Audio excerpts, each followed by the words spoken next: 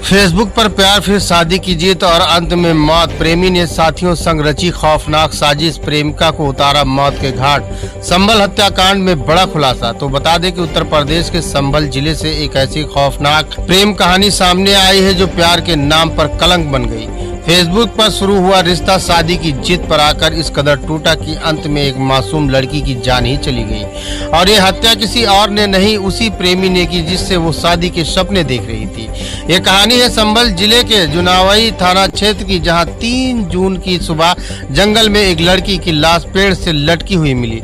लड़की की पहचान 19 वर्षीय ज्योति के रूप में हुई, जो बीते 3 दिनों से अपने मायके से लापता थी। सो देखकर परिवार का कलेजा कांप उठा। पिता ने साफ कहा, मेरी बेटी ऐसा नहीं कर सकती, ये हत्या है। पुलिस ने जब तस्वीर शुरू की तो परत दर परत हकीकत सामने आती गई। ये एसपी दक्षिणी अनुकृति शर्मा की टीम ने हत्या की गुत्थी सुलझाई और पर्दाफाश किया। इस पूरे हत्याकांड का मास्टरमाइंड कोई और नहीं बल्कि खुद ज्योति का प्रेमी नीटू निकला, जिससे उसकी फेसबुक पर दोस्ती हुई थी। जांच में पता चला कि ज्योति की शादी 1 साल पहले अंकित नामक युवक से हुई थी, लेकिन शादीशुदा जीवन से वो खुश नहीं थी।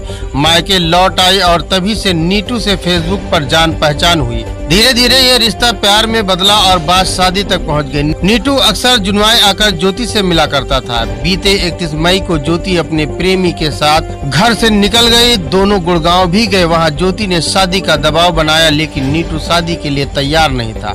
ज्योति के बार बार जिद करने पर उससे वापस संभल बुला लिया और वहाँ जंगल में रची गई मौत की साजिश। नीटू ने अपने 2 दोस्तों रंजीत और संजीव के साथ मिलकर जंगल में ही ज्योति की गला घोंटकर हत्या कर दी और शव को शीशम के पेड़ की टहनी से लटका दिया ताकि मामला आत्महत्या का लगे। लेकिन पोस्टमार्टम रिपोर्ट ने सब कुछ साफ कर दिया। मौत गला दबाकर की गई थी। पुलिस ने आरोपी प्रेमी नीटू को गिरफ्तार कर लिया है। उसकी निशानदेही पर घटना स्थल से ज्योति की चप्पलें भी बरामद कर ली गई हैं। कहानी में सबक है, प्यार अगर भरोसे और समझदारी से न किया जाए तो मौत बन सकता है। सोशल मीडिया की दोस्ती और उस पर भरोसा करना कब जानलेवा हो जाए, इसका अंदाजा ज्योति को नहीं था और अब वो इस दुनिया में नहीं रही।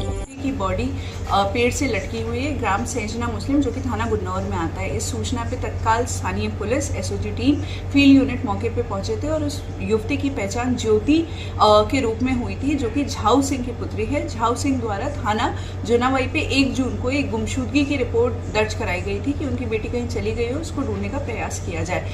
इसकी डेड बॉडी मिलने के बाद जब इसका हम लोगों ने पोस्टमार्टम कराया तो उसके अंदर स्ट्रैंगुलेशन आया और इसके आधार पे जो इनके पिता हैं झाऊ सिंह, उनके द्वारा थाना जुनावई पे हत्या का अभियोग पंजीकृत कराया गया 165/2025।